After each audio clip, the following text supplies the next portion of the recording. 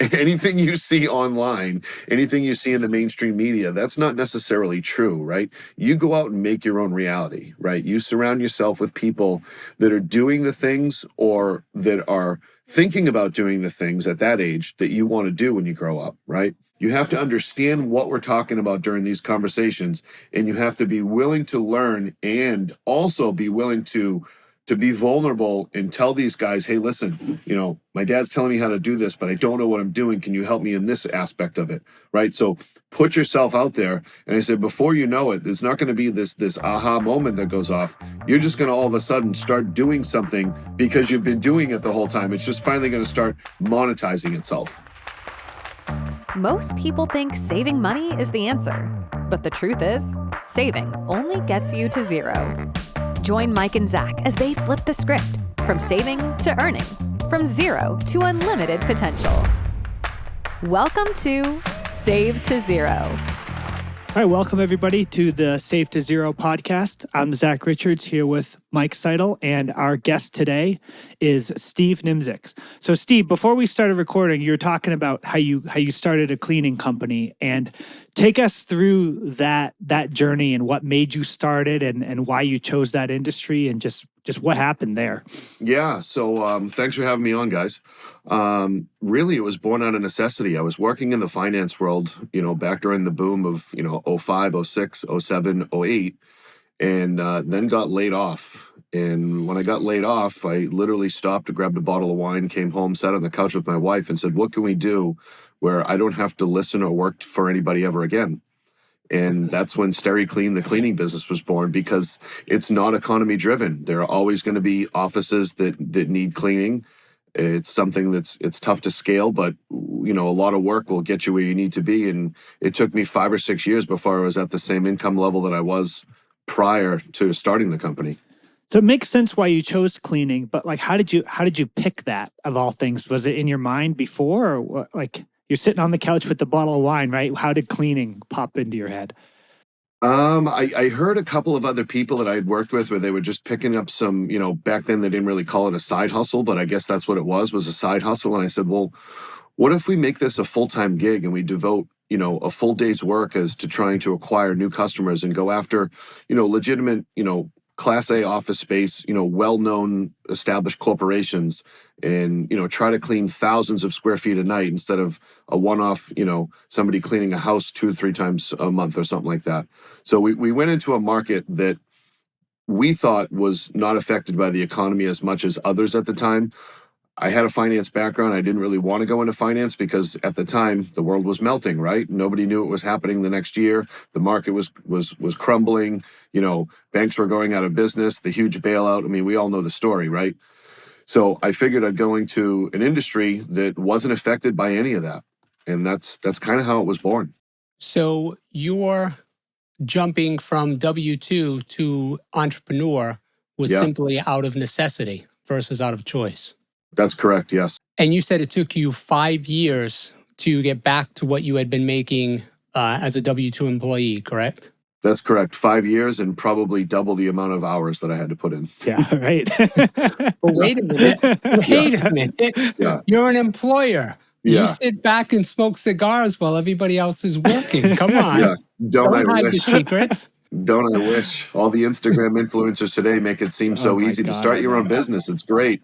You'll never have to work a W-2 again. Yeah, okay. Yeah. So what was that like, going from making X dollars to Y dollars before you got back to making X dollars? What did you have to do? What did you have to change in your life in order to do that? So it was absolutely awful. I mean, I was north of 6 figures at the time, and I was working, a standard 40-hour week, right? 45 sometimes, bringing home good money back then. I mean, back in 2008, that was a good living. And then that flipped on its head where we had to literally cut out going out to eat. We had to cut down to 1 vehicle in the house. We bootstrapped everything we had. Every dollar we made, we reinvested into the business. I was working at night cleaning buildings myself, while during the day going to networking events and hitting the road, going door-to-door sales, figuring out what direct mail campaigns work, what's the best way to run ads. I mean, it was just nonstop. How did you, how long was it before you were able to hire employees to do the work? That started in year one because it gets to a point where you can only clean so much square footage space as one human being. So, I mean, at the time, my two children were home young, so my wife stayed home with them and helped where she could. So I could only clean so much. So again, out of necessity, I hired probably people that I shouldn't have hired, but hired some people to do some of the work for me, and then just kept learning from there and getting more and more accounts, and then hiring more and more and more. How did you get your SOPs in place for cleaning? I mean, I think I know how to clean, but in reality, I probably can't clean correctly to the standard of, IBM or Apple Computer. Because you said Yeah, you that's a have struggle. And honestly, I didn't even do that right away. I waited till probably year 7 or 8 before I actually sat down and started writing SOPs. Wow. And the reason being is we clean such a vast array of different facilities from medical to banking, right? You can imagine to clean a dentist or an oncologist office is different than cleaning, your local bank, right? The SOP is completely different as much as we think it's cleaning, right? Everyone knows how to clean. So it took a while to do that, but I think we have it dialed in pretty well now, and we roll out the SOP to the management staff, and then management kind of does the day-to-day training and ongoing training and quality control with the staff. How did you find out how to clean a dentist's office or an oncologist's office or a medical facility versus a bank? How did you determine the difference between the two? I'm curious. It was YouTube University. I would just go online and Google how to do things and what they expect, and I would go on other cleaning companies' websites and read the reviews from their customers and say, okay, this is what a customer's looking for. So that's what I did. I physically went above and beyond, probably spent way more man hours than I should looking back to make sure that the customer was extremely happy before I'd move on to trying to acquire the next customer. Yeah, I say this respectfully. I don't think you went too far. You got your foundation in, you set your system. So I give you a lot of credit, much respect for, and to look at your competitor and see what their reviews were and figure out what the customer is looking for. That is brilliant. Great idea. I love that. That's way out of the box thinking. Seriously. That's clever. Well, that's what we do as entrepreneurs, right? We have to think outside the box. If we stay in the confines of what the school system teaches us, then we're bred to be employees. Yeah, and would you rather read the bad reviews of your competitors, or wait for your customers to leave you a bad review and then read those and fix it, right? No, exactly, Yeah. right? So honestly, that transitions into like what I'm doing now with STR stuff. Like I want to know what other people are saying and what the market's looking for before I just go and try to throw something at the wall and hope it sticks. Sure. Yeah, that's clever. You were talking about figuring it out. My first company was Medical Alert Systems, push a button, get an ambulance. Yeah. Way back when dinosaurs ruled the earth is when I started that company. Yeah. I've fallen and I can't get up type thing. That's it. And that was, started that back in 87. And what was interesting is I am not mechanically inclined at all. Okay. So we went to install the first system. That was when people actually had phones in their house and they were hardwired in. Again, this was dinosaur time before cell phones. And we had to go and hook it up. And we had this hardwired phone and then our piece of equipment, and we didn't know which wires we had to hook up to because it was an old house and all the wires were black. And we knew that we had 4 colors on our splitter. So we were there for probably an hour and a half trying to figure it out. The guy who we installed the equipment for actually went to take a nap. We were taking so long. And I got on the phone with my brother, said it was and then when the guy woke up, I said it was a technician we had coming. There was a problem with his wiring we had to correct. Oh my God. My brother said, oh, all you do is this. I'm like, son of a gun. We just figured it out. Oh, I didn't say it was my brother. It was a technician that was coming. He was finishing another job and he's good at rewiring. So he'll have to rewire this for you. Oh my God. Totally made it up. So for your cleaning company, and it sounds like that's what we do. I mean, that's what we do as entrepreneurs. We have to figure it out. Yeah. I mean, if 100%. We don't, there's nobody to point the finger at anymore. Nope, right? There's not. When you work for someone else, you can always kind of pass that buck, or maybe my manager dropped the ball or something. But when you own all of your decisions, it's on you. Yeah, for better or for worse, you own it. Yeah. Yeah, yeah, that's true. Absolutely. So how'd the growth of your cleaning company go? Was it pretty steady, or did you have a lot of ups and downs and moments where you reconsidered the whole thing, or how'd that go? Yeah, I mean, at the beginning it was pretty steady because I was really gung ho, doing 16, 18-hour days between the cleaning and then trying to acquire new customers and sales and everything. And then it kind of plateaued for a little while. And to be honest with you, it's because I was tired. Yeah. I just needed a little break. So, our growth kind of stagnated for a little while, but that was certainly all my fault. I didn't know to hire a salesperson. I didn't know what I didn't know, right? Yeah. So once I kind of figured that out where, hey, there's more to life than just me doing all this work and making the same amount of money, I kind of figured it out a little bit and then expanded the team a little bit further. And then growth, it just kept going from there. Now, your first salesperson, did they get paid a base and salary, or did they just get paid, got to eat what they kill? So they were base plus commission, That's what I meant to say. which again was a mistake on my end. The base I paid them was way too much, Yep. and they weren't really incentivized on the commission structure as much. Not because the commission structure was bad, but because the base salary was so high that they could live on that alone. Oh, Right. Okay. Yeah. Yeah. Yeah, I think that's when I had my second company, it was a construction company. We did property damage repair, et cetera. And with our project managers, they got a base and they got paid based on the profitability of the job. So they didn't get Okay. paid on the gross sales. Their bonus was not on gross sales, it was on net. Mhm. Because you learn very quickly, if you bonus them on gross, they don't care if the job makes a profit. Exactly. We bonus them on net, a Yep. percentage of net, and that got their attention. Yeah, we did the same. And then I also added in a retention piece to the bonus commission as well.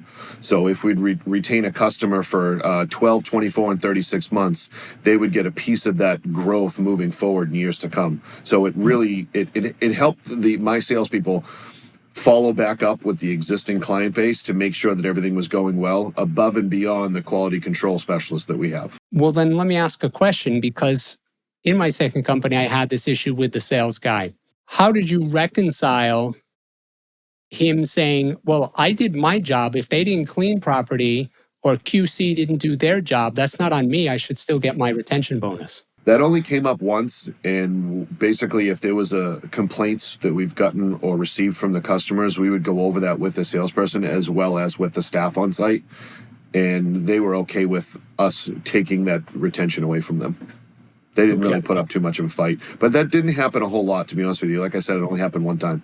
So now you're doing real estate and a couple other things. So what does the structure of the cleaning company look like today, so that you're no longer working in the business all the time and now you have time to do this other stuff? So I still do work a little bit in it. I oversee invoicing and the accounts and all that kind of stuff. But since then, my wife has kind of taken over operations.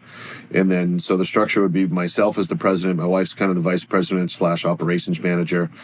Then we've got a couple of management supervisors underneath her, and then cleaning staff underneath that. So it allows her where she does all the interviewing, and I kind of let her run the day-to-day with that. And then sales will report to her as far as what's coming in, what's on the horizon. She'll then try to ramp up staffing for that and just kind of run things by me every couple of days, just to kind of let me know, just so I have a pulse on what's going on. But it's allowed me to free up my time where, I mean, truthfully, I'm probably spending 5-6 hours a week on that company. Okay. That's what I was going to ask. And how about your wife? Yeah. She's probably 15 to 20 hours a week. So not bad. No. And managers are running it on a day-to-day basis. You guys are just doing it from the 50,000 foot level. Exactly. Yep. They're running it day to day. They're checking on, inventory, quality control, everything but staffing. She still likes to hire the staff for whatever reason. We've gone back and forth with that, but she doesn't want to release that. So that's fine. Now, do you do background checks on all the staff? Yeah, of course we have to. We're in a lot of state facilities and Okay. a lot of high security buildings where they've got to pass a pretty extensive background check before we're even considered to bid on the account. So what made you look at real estate? Everybody kind of has a different story of how they fell into it. And I don't think many people set out to be a real estate investor. No, they don't at all. And for me, like I said, we had bought our first house. I mean, we lived the American dream, right? Had a great job, bought a house, and then said, okay, now we need to buy a bigger house because we had another child. And then, with the cleaning business going, but how it started for me was one day I was literally stripping and waxing a floor. And one of my buddies called me, and he was trying to get in the game of real estate, and he was flipping maybe one or two houses a year, and didn't own any rental properties. But he called me and he said, "What are you doing? You want to come take a look at a house with me?" And I said, "Honestly, dude, I'm stripping and waxing a floor right now." He's like, "It's Saturday morning at 9 a.m. What the hell are you doing?" I'm like, "Well, I'm going to make $2,000 today. What are you going to do?" and he changed my mindset where he says, we could possibly make $100,000 on this flip. Why are you worried about that $2,000 that you're going to make on Saturday? And I'm thinking to myself, I'm like, well, that $2,000 I could put towards a Disney vacation or something, like my mindset hadn't shifted yet. So I finished the job. I called him the next day and I said, all right, let's go take a look. Well, okay. Hang on one second. We went, took a look. Sorry to interrupt you. When he said you're going to make $100,000, did you even believe him? Like, no. Okay. That's no. what I'm like, come on. Yeah. Come on. Like, no, come on. It takes me like 6 months to make $100,000. Come on. No way. Okay. No way. Okay. No way. That's what I figured because that's what everybody's thoughts are. So, okay. So Yeah. For some reason you decided to call him back though, right? So continue. Yeah. I did. I called him back the next day. We went and looked at the property, and he reached out to me because I had the capital. So he was kind of like bird dogging things. He was out looking for stuff, and he would approach a couple of guys that he knew could fund it, right? So we went through the deal. I looked at the property. I said, yeah, we could do this. All right, let's do it. So I ended up buying it with him. We split it. What was that one? I think that was like 65-35. I kept 65 because I was funding it and still, dealing with contractors and whatnot.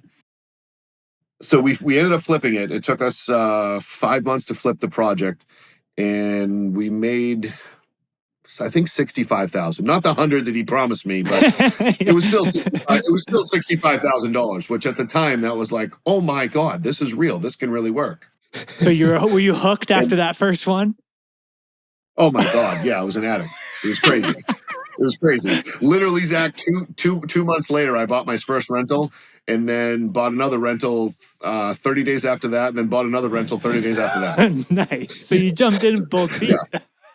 Oh, I jumped in both feet. At that point is when I said, why did I start a cleaning business? Interesting. Yeah. So now, you may have said this and I missed it. How long have you been in real estate for now? Real estate started in 2018. Okay, so you've been at it going on what? Yeah, years it was pre-COVID, back when the markets were normal, right? 18, 19 were normal, and then COVID hit early 2020, and that's when things went absolutely bananas. So how many houses did you pick up during COVID? Well, during COVID, remember, I owned a cleaning business. No. So COVID was a money machine for us. Okay, right? COVID interesting. was printing money. I was going to wonder if nobody's in these office buildings and they don't need to be cleaned anymore. But I guess you have enough other clients where it was still worth it. Or we did. So at the beginning, everybody was still at work. They didn't really do the shutdown until a little bit later on, right? And then people were still trickling into the office because nobody knew what this thing was called COVID-19. And then they came out with these hydrostatic sprayers where you'd go through and disinfect the whole building, and you'd get to charge $1 a square foot for that. Wow. Which took my staff like 40 minutes to do. It was just amazing. My God. Yeah. Invoices were going out for thousands of dollars an hour. Yeah. Absolutely amazing. Yeah, it was crazy. So at that point, so to answer your question, during COVID, I was closing a deal a month. Wow. Just because you were making money and had to do something with it? I mean, I didn't want to spend it, right? I didn't want to spend it, and I didn't want to say, okay, this is going to last forever. So I just kept buying real estate. I mean, smart, not foolishly. In hindsight, I wish I bought more multis, but at the time, I was just buying condos because they were easy. I was picking them up for $90,000, and I was buying one every month. So I got to ask, how many of those hydrostatic cleaners do you have sitting waiting for the next COVID to come along? 6 of them. I'm leaving those puppies. We oil them and start them up once a month because I know I'm going to need them again. Yeah. I hope that comes back one day, but oh my God. I remember when those came out too. I had people reaching out to me trying to get their hands on one. And they were a hot commodity at the time. Oh, that's I got to funny. ask, what did you pay a piece for them? Oh, $2,500. Oh my God. Yeah. Yeah. But at the time, it was good luck finding them. People were offering me $5,000, $8,000, $10,000 for them. I didn't want to sell them. No way. You're going to do one building in a day. You'll make more than that. Yeah, a day. We were doing 3 a day. Wow. So you must have It was wised up and insane. realized that you should have bought a couple of those before everybody tried to get their hands on them then. I did. Yeah. As soon as I realized what was going on and where the news was taking us and what people were seeing, I started ordering as much as I could. We were ordering pallets of disinfectant because you couldn't get them. Wow. Same thing with PPE, masks and gloves and all that. We were just stockpiling everything because I knew that once this went to mainstream, there was you couldn't get anything. Very smart. Yeah, that's impressive. We used to, in the restoration industry, I would buy an air mover for $300, rent it out for $30 a day, and we had the things for 10 years. Yeah, exactly. They just print money. Yeah, they just print money, but I wasn't anywhere in your league. I mean, I bowed down to you. $2,500? You're making thousands of dollars a day? You put me to shame. That's amazing. And that's really what catapulted me into the real estate world. I mean, and now I'm very thankful that I learned the lessons that I did and took the lickings that I did in the cleaning world I say cleaning, it's more the business world. So that now I know how to properly analyze and run much larger deals now in the real estate realm. So what is your mix between STRs, long-term, and multifamily? So I'm about 40% STR and 60% long-term. And do you have any single families or is it all multi when it comes to the long-term? The only single families I have are like lifestyle assets that I bought that I may want to have later. Like we've got some places in Florida. I have them as long-term rentals right now. But I know that if I don't want to renew their lease and Liz and I are saying we're done with New England weather, then we just keep the house for ourselves. Okay. How do you manage from that far away? I learned that way by doing the STR route. So you reach out to local contractors, different cleaning companies in the area, which I'm pretty well versed in that. So we were able to source handymen and cleaners and utility guys pretty simply, right? I didn't really get into the STR world until I had flipped a bunch of houses up here. So I kind of have a little bit of a construction background after flipping so many properties that you know what to ask for when you're tapping into a new market and you're trying to find a handyman or an HVAC guy, or you kind of know the probing questions to ask and you know if they're going to meet your standards or not.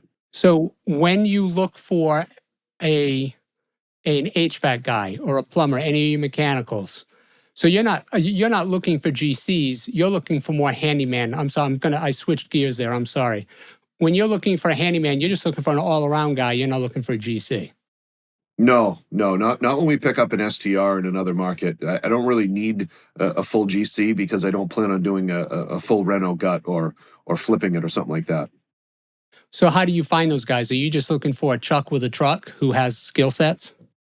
Essentially, yeah. Or what I do first is because I lean so heavily on the cleaning background is I'll start sourcing cleaners first, and then I'll ask if they have any Airbnb or STR experience.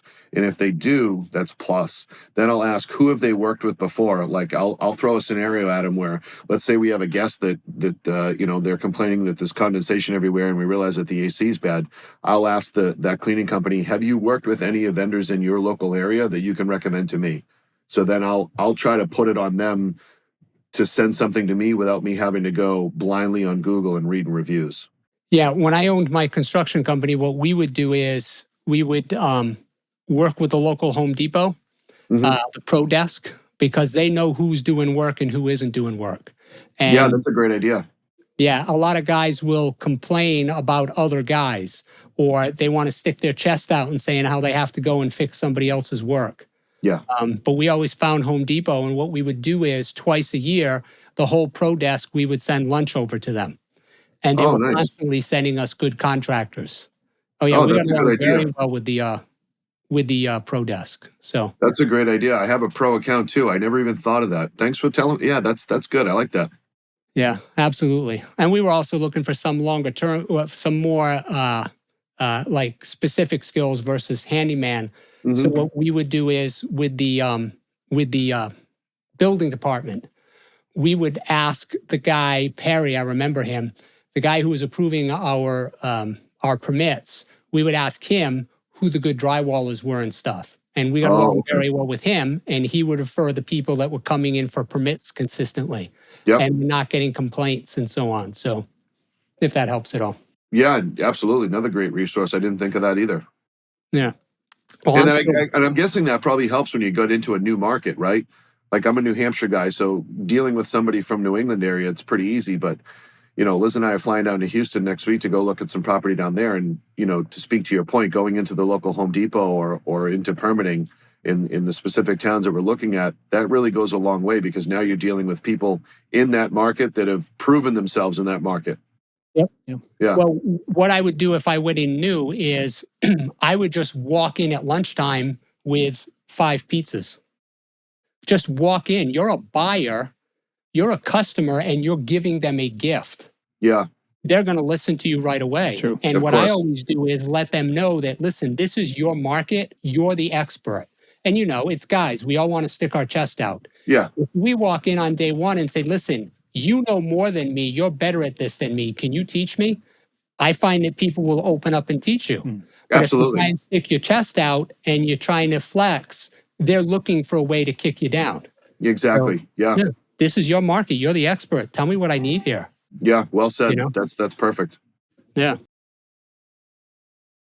Okay, Yeah. Zach, I have 2 million questions I could ask. Okay, that's why I'm just kind of letting you go because you're asking a lot of good stuff. So you mentioned a little bit before with how much time you spend on the cleaning business, but I imagine kind of what happened was you dabbled in real estate and then it kind of took off maybe more than you expected it to. So did you have to pull out of the cleaning business because you wanted to do more real estate, or were you already like systematizing the cleaning company a little more so you didn't have to spend as much time on it? Or like how's juggling both of those working, I guess, is my question. It's like anything, right? Just being an entrepreneur in general is rough. It's not all rainbows and unicorns every day, but we didn't really need to go into the real estate space, but now that I'm here, I'm glad I did, and I get to spend as much or as little time on real estate as I want to. I don't have this as a necessity. This isn't my main driver of income, right? So for me, I wanted to look at it that way, as this was an investment in myself and in my time, so that I knew real estate could be like my end game. Cleaning business will always produce what it produces, but real estate for me is kind of that fun outlet, right? So I don't really have many hobbies other than scuba diving. So when I go into a deal, like I'm all in, like that's what I want to do. I'll run numbers 15 different ways from Sunday to poke holes in whatever, business plan I have to try to see if it'll really work or if I'm just, crazy, which sometimes I am. So your finance background has served you very well in real estate. Absolutely, yeah. The ability to run numbers in that thinking outside of the box, right? So yeah, finance is great, from a 1+2 standpoint, right? But you guys are finance guys as well. There's other ways to look at and structure certain things that traditional banking doesn't allow or has never really made public that it exists. So in real estate, I like talking to guys like yourself or some other guys out there that really get creative on how we can put a deal together and how that capital stack looks. Yeah, I got to tell you, and I know Zach will back me up on this. We do single family homes all the time. Mm-hmm. Those are easy. We can probably do them sleeping.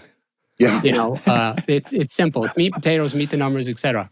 But when we find somebody who has a multifamily and we have to cross collateralize something else, and you've got GPs on it, and you've got different entities, and you end up with 5 or 6 different entities, you're cross collateralizing different properties from different entities, and you're talking a couple $1 million of a loan. I got to tell you, that charges me up. Yeah. That's what I'm saying. That's fun, right? And we've got Yeah. two attorneys doing custom documents for that loan, and they're working with the borrower's attorneys to do. Oh yeah, it's a lot of fun. To do that. Yeah, that's the good stuff. That's Yeah. that's the meat and potatoes that like you can't really explain to people that haven't done it. Yes.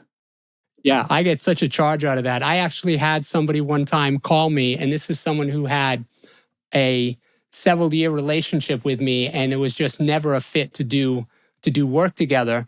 And he had $1 million that had gone hard on a multifamily, and 24 hours before closing, $4 million of his raise evaporated because the person who was bringing the money to the table, his close didn't happen. Oh, And the seller would not give them an extension because he knew he had the $1 million and somebody had offered him more for the building than my buddy was paying for it. yeah. So he was very happy to let that thing go past 5 o'clock the next day. I'm sure. So my buddy spent the evening on the phone until 10 o'clock at night Eastern time, and he raised $2 million. He called me the next day at a little after 7 in the morning, got me on the phone, explained to me what was going on, and I had the capital available, and we lent him $2 million in 6 hours. Wow, that's fast. And that was exciting. Well, it's exciting because my attorney also said, you need to sign a document that states that I recommended you not do this deal. Hopefully the deal panned out pretty well in the end for everybody. Panned right? out very well for everybody. Perfect. Now, did we go into this in a silly way? No. With private lending, to me, 90% of the deal is the individual. Yeah. Yeah, you're You've betting got on to the have a jockey. comfort level with them, because if you have a good person, the paperwork is simply a dust collector. Correct. And everybody I lend to, I want the paperwork to be a dust collector.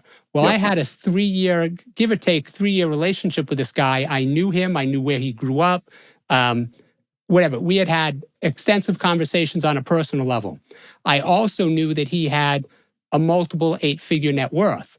So as part of it, we cross-collateralized everything that he had because we had to do it so quick. And he said, I will give you a UCC filing on everything that I own, my other 2 businesses, all of the properties that I'm in on. I just can't lose $1 million. Oh, So okay, whatever it'll we work. wanted, he gave us everything. He said, I don't care. I'm going to pay you back in 12 weeks. And he actually ended up paying us back in 10 weeks. Okay. So it was easy to do from the perspective of we had a relationship, and I said, I need documentation on this. This is what I'll need. He said, hold on a minute. I'm going to send you a folder. If there's something in there that you need that I don't have, I'll be amazed, but I damn well will get it for you because I'm not losing $1 million. Yeah. And, So that's good. yeah. I mean, you guys protected yourself, right? And those are the types of deals that really light me up, right? Because that's something that's fun. You got to think outside of the box. You have to be creative to get this thing over the finish line. Yeah. And everybody's working together because there's complete transparency. Exactly. You know, like, yes. okay, listen, Steve, this is what I need to do to protect my capital. Right. And then you respond and you say, absolutely, I would do the same thing if I were in your shoes. I understand you can't completely underwrite this. Normally, I'm not going to let you cross-collateralize everything else. But in this instance here, let's do it. And the Let's do attorneys it. are on the phone talking back and forth. We're having conference calls, but it happened. Good. And that was fun. You can see I'm still getting psyched. Yeah, I'm getting right. excited Yeah. now. And it was Yeah, a couple that's of years awesome. ago. Yeah, that's cool. Good stuff. Yeah, fun. So now shifting a little bit more into mindset stuff, because we've gone pretty detailed through your background. One of the things I know about you, and I know when we were at the UFC event a few months ago, is you really have your son involved with a lot of the business stuff that you have going on.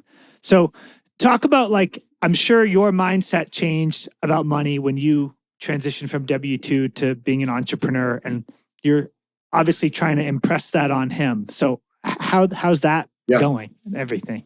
It's going well. So my it's funny you bring up the mindset and the children. My oldest son, I just dropped him off last Sunday. He's in Thailand. He's a scuba instructor in Thailand now. He's planning on living there for the next 3 years. Oh So wow, I love that. that's cool. yeah, I'm down one. I'm down one, and then the other one is kind of learning what we do from a flipping standpoint, right? So he knows the buy and hold is the strategy to have. The problem is being 18, 19 years old, they don't have the capital to go buy multifamily, right? So what I'm doing is I'm trying to teach him how to save his money, also flip some homes to build up that seed capital to then buy multifamily so that you never have to answer to a boss ever again. So to speak to the mind shifts, the mindset shift for me, yes, that happened when I started the cleaning company, but it really happens once you become financially independent, right? And that FI number is different for everybody, but once you have a grasp on how much you're spending and how much you're bringing in, if you can get that down at 18, 19 years old, think of how easy the rest of your life's going to be. Oh my God, I know. Huge, Right? huge. Yeah. I mean, I'm 47 years old, right? So if I learned this 30 years ago, I mean, my life would look a lot differently right now. You know what I'm saying? Not that it's bad, it would just be different, right? So I'm trying to help them understand that, everything you see in I was going to say the newspaper, but anything you see online, anything you see in the mainstream media, that's not necessarily true, right? You go out and make your own reality, right? You surround yourself with people that are doing the things or that are thinking about doing the things at that age that you want to do when you grow up, right? And I tell him that the reason, he's like, Dad, why do you go to all these meetings and meetups? And I said, well, I don't go to a lot of them, but the ones I do go to, there are like-minded people in the room. And he goes, Dad, well, it just seems like a bunch of older guys just talking about deals. I said, that is what it is. What's the problem? We are talking about deals. And I said, you have to get to that point, right? You have to understand what we're talking about during these conversations, and you have to be willing to learn and also be willing to be vulnerable and tell these guys, hey, listen, my dad's telling me how to do this, but I don't know what I'm doing. Can you help me in this aspect of it? Right? So put yourself out there. And I said, before you know it, there's not going to be this aha moment that goes off. You're just going to all of a sudden start doing something because you've been doing it the whole time. It's just finally going to start monetizing itself. Yeah. Right. And I'm sure you guys know this too, right? The old adage, you hang around with 5 millionaires, you're going to be a millionaire. You hang around with 5 smokers, you're going to be a smoker. Yeah. Yeah. Right. And I noticed there's truth to that. Yeah. For example, when I was going to start lending 6 years ago, I remember all the people trying to talk me out of it had never owned a business, didn't have any money. Yeah. And I'm like, okay. Right. It also works in reverse, where I'm like, all right, all the people that are talking me out of it, I don't want to be in their shoes. So maybe I should try this and see what happens. Exactly. And that's the message of mindset that I'm trying to now give to the younger generation, to let them know that literally the sky is the limit. Whatever you want out of life, if you surround yourself with people that are doing those exact things, you will become one of those people. Yes. What I find very interesting is if you're around successful people and you ask them for a help, 99.9% of them want to give a hand up. They won't give you a hand out, but they'll absolutely give you a hand up once you make a connection with them and you bring value to the table. You don't just suck information from them. And it's always ask. If you can give, and obviously on a smaller scale, I said bring the pizza to the Home Depot guys. You give first. And then you lay all of these seeds. And they're not all going to sprout. And they're not, and the ones that do sprout aren't going to sprout at the same time. But once they do, at 18 years old, my God. And that's what I tell him. Like, he's young and ambitious, right? So he's like, Dad, this is taking too long. I said, man, you're just 18. Give it 5 years. Let's give it 5 years. In 5 years, if he was able to manage owning, I don't know, 6 to 10 doors in 5 years, he'll be set for the rest of his life. Absolutely. Yeah. And then you go from making $2,000 waxing a floor to somebody says you're going to make $100,000 and you can't believe it. And now you look at some deals and say, we're going to make $100,000. That's it. Is that what, should we look at something bigger? It just, totally changes when you surround yourself with the right people. Yeah, exactly. To speak to that point, I mean, back pre-COVID, I would take on flips where we'd make, 40 to 60,000, and now I won't even entertain it unless it's 75 or more. See?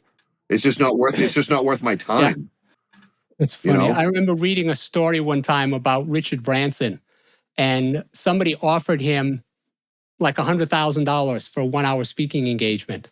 And his assistant kept saying no. And they finally got to this point where we'll give you $1 million. And I don't know the exact story, but we'll give you $1 million for 15 minutes. And his assistant came back and said, Sir Richard Branson wanted me to thank you for the final time, but he focuses on one thing at a time. And your 15-minute talk for $1 million is not his one thing right now. Wow. So he can turn down $1 million for 15 minutes. And again, I'm sure the number's not exact. So years ago that I read the story, but I focused on the point where he's making so much money, he won't talk for 15 minutes for $1 million. Like, holy cow. That's crazy to think that big, right? Yeah. And that's just what it is. And here we are chewing the fat right now for more than 15 minutes, right? Yep. And we're not paying you $1 million either. Right. Nobody's getting $1 million for this call. Wait a minute. That's what you promised for me to get on here. I'm me. That's funny. But yeah, mindset, being in the proper rooms, 100%. Yeah. For me, I didn't grow up with money.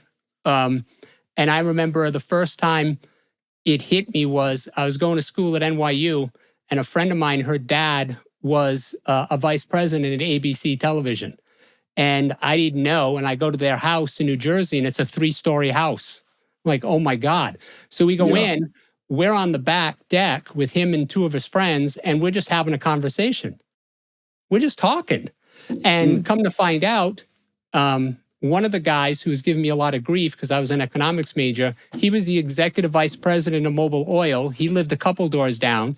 And the other guy who was sitting there was the president of ABC television. And it hit me that, wait a minute, they're no different than me. They're just doing things different than me. Yeah. So I need to do different things. Yeah. And that's what changed. That was a major mindset change for me, is getting in the room like, man, I just need to drive a different path. And I'm like Zach was saying, you can never talk to somebody who has never owned a business about what it would mean to own a business, because they're going to talk you out of it. Yep. Take the safe route, become an adjuster for an insurance company, work for Charles Schwab. That's the safe thing to do. Save your 401k, do all that. Yeah. Yeah, that doesn't work though.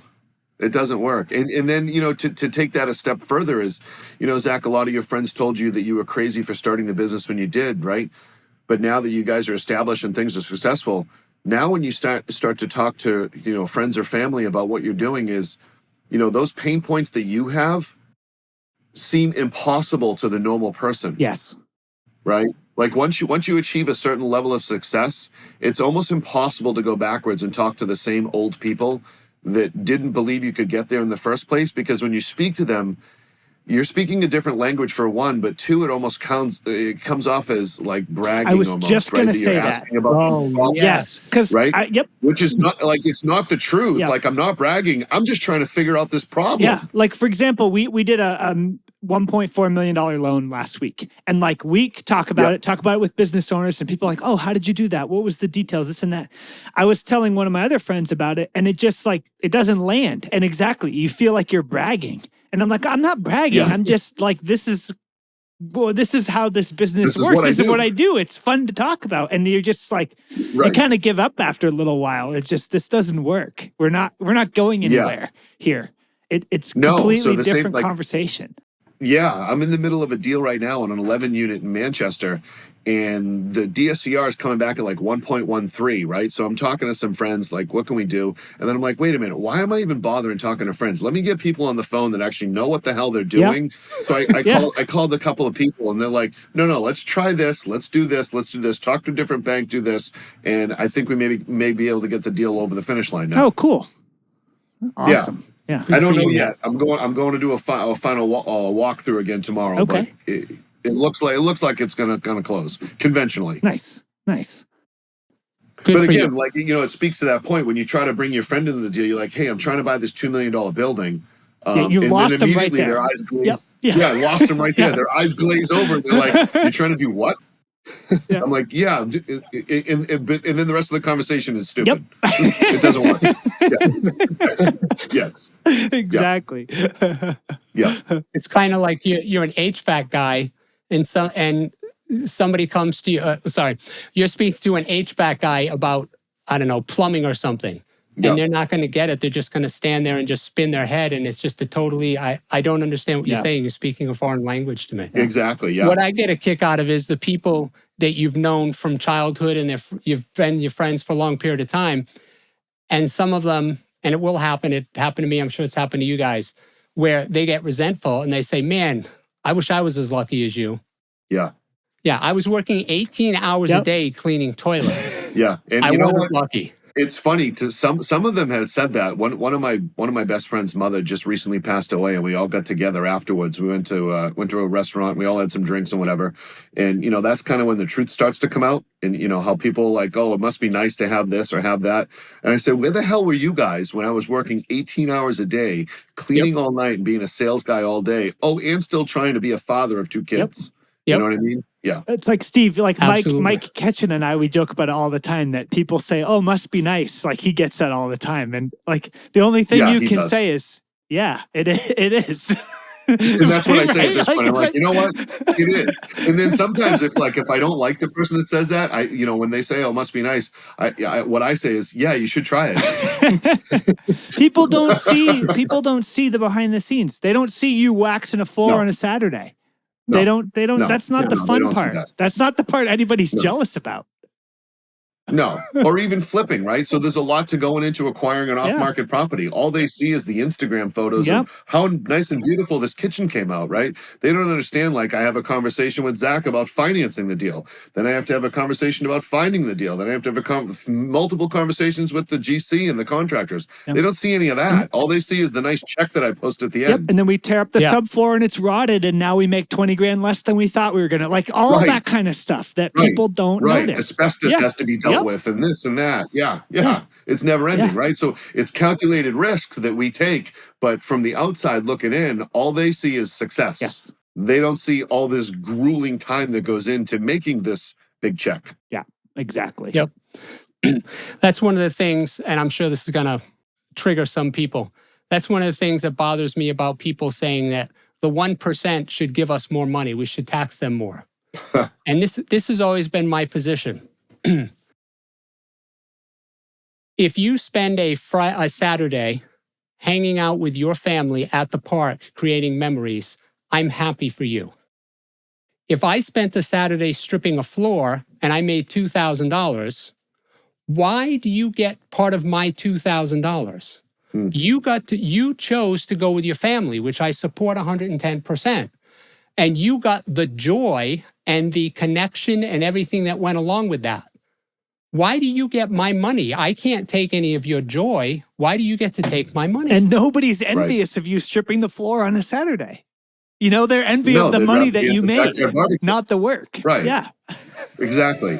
Exactly. And that's what it is now. So now that I'm doing this a while, I've got investors reaching out to me. Hey, can I partner up on a deal with you? Yeah. And, and I'll give them my terms or something, a 60-40 or a 70-30 split. And they're like, wait a minute, why? I said, well, did you do any of the work to acquire the property? Are you handing me a deal, or am I finding the deal for you and financing the deal and GC in the deal and closing the deal? And, and they wait a reached minute. out So to who's you. doing all the work here? Right. Yeah. Like, so who's doing the work here? Yeah. Yeah. And that's such a poor mindset, especially if they're new to it. They have to look at this as, I would do this for free so that I can learn. Yeah. Right. Yeah. So it goes back to your other point, Michael, is when you said earlier, just keep giving and planting those seeds. Yeah. If you can give to that many more people, eventually someone's going to take you up on their offer and then take you under their wing. Yeah. Yeah, but maybe I'm just crazy, but I'm looking at this and I'm saying, I'll come in and do it for free. You're going to give me 30% of the profit and I'm going to learn from somebody who's been down this road before and can show me the map. Dude, I'm in. Yeah, right. You're getting paid to learn in some respects. Yeah, I'm getting paid to learn. This is better than college. Yeah, that is true. That is true. Yeah. Holy cow. With real life examples, not just a professor talking at you. Yes. Yeah. When I sold my second business, And it's somebody who's doing, not teaching. There are Exactly. those that Doing, teach and not those that teaching. do. Yes. Yes. I agree with that Why are statement you teaching? Because I 100%. don't know how to do it. Right. When I sold my construction company before I got into lending, I was going to flip houses, and I found a guy in Florida who was doing between flipping and wholesaling 50 houses a month. Wow. And I ended up getting into a mastermind he was in, but before he started it, I had done some research. I was aware of him through somebody else I knew in the Florida market. And I had gone on vacation, and I had decided, okay, I did enough research on this guy.